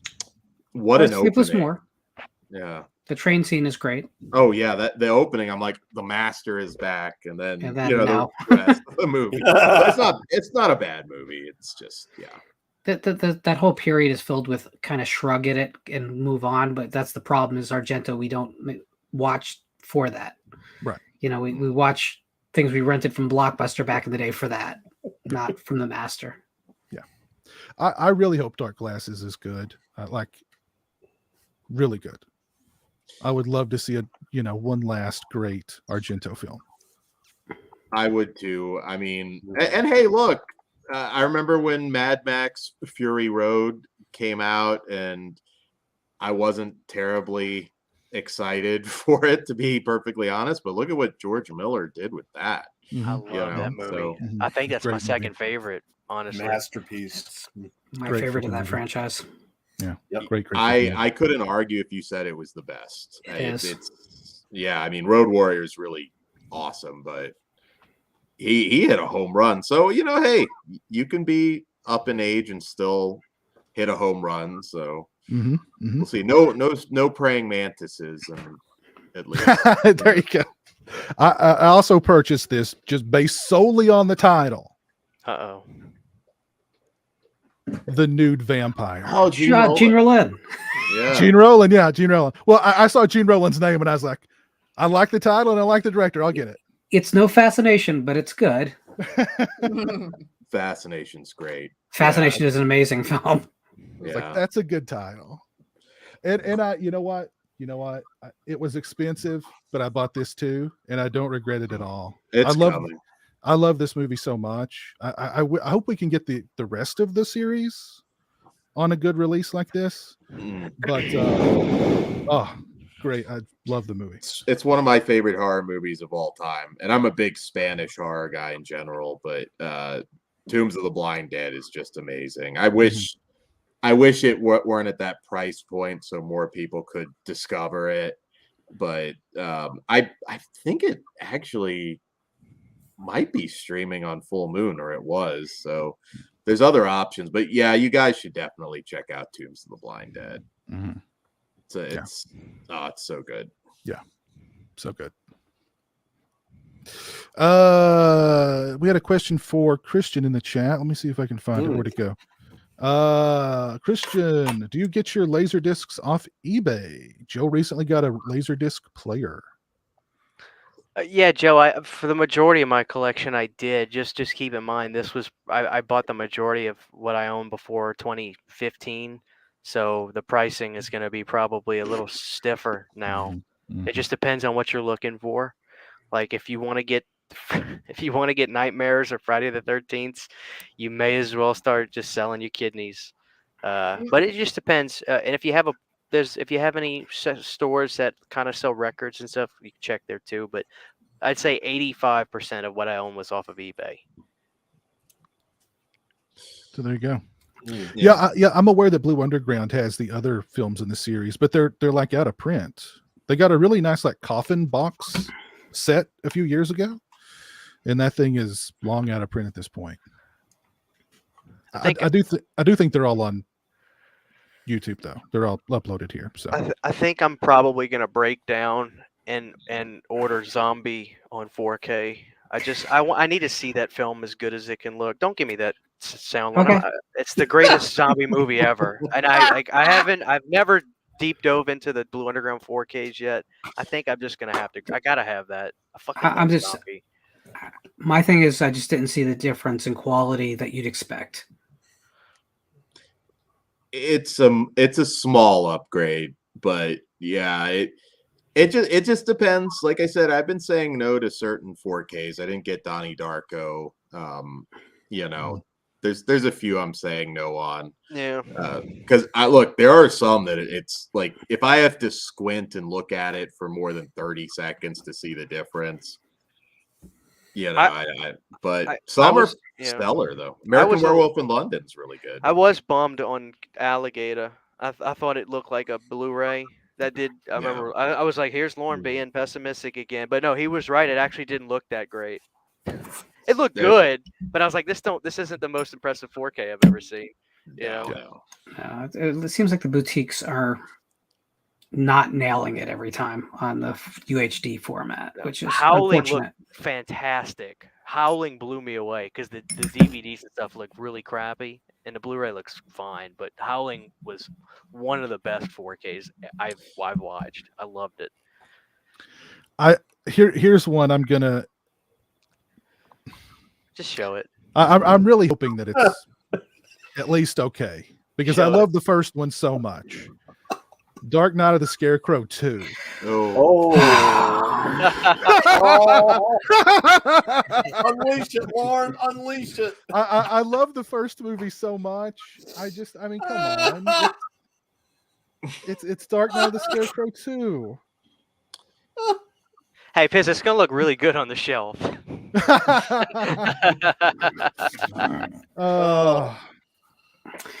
Yeah, we need a Langoliers sequel too. No, just tidy up the special effects. It's fine. I like that movie. I miss the Pac-Man creatures and that. We need, yeah. I still remember sitting down and watching that, and it looked shitty then. I know. Like it looked. It's not a case like, oh wow, that's sure dated. No, it looked like freaking crap. It was previs.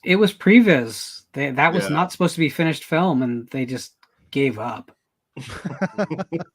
You can tell. Oh yeah. Do yourself a favor, guys, and Google it if you haven't seen the clip of. Yeah, it's crazy. I love Dark Knight of the Scarecrow. Okay, I think most people my age that encountered it when it aired originally pretty much do, but there's certain things that just shouldn't happen. You know. No. I'm gonna walk into it as optimistic as possible. Oh, I'm sorry, Piz. Have you seen? I don't know if it's called just Scarecrow, but they made like 4 or 5 of them, and Tony Todd is in one of them. Well, of course he is. I know what you're talking about. Talking about Scarecrow Gone Wild. The third one starred Ken Shamrock, so you know it's high quality. Oh wow, Ken Shamrock. Yep. Yes. Nice. The world's most dangerous man. I was always a Steve Blackman girl. I like Steve Blackman. He doesn't get the credit he deserves. Steve Blackman was a badass. He was. Oh, yeah. Wait, no love for Tank Abbott? Tank Abbott was the badass. My dad loved Tank Abbott and Butterbean. Yeah, Butterbean. Butterbean. He used to come to Mississippi and have fights there. I got to see Butterbean live one time, man. Some bitch could throw he just threw them arms, man. He was deadly. Now he looks like a big old roly-poly, you know. He gained about another 300 pounds. I still wouldn't want to be hit by him. No. Nico wants you to give him a 3-title Gene Rowland starter list, Lauren. I'm working it, but Dan should do this as well because he's probably even a bigger fan.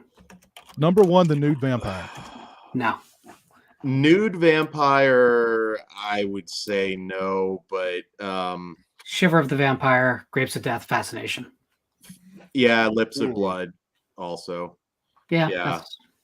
Lips, yeah, I gave you more. Yeah, that's more than 3, but yeah, they're all worth it. Lips of Blood is really good. Yeah. We got the Stingray in the chat. What's up, Jay? Grapes is probably one like I would.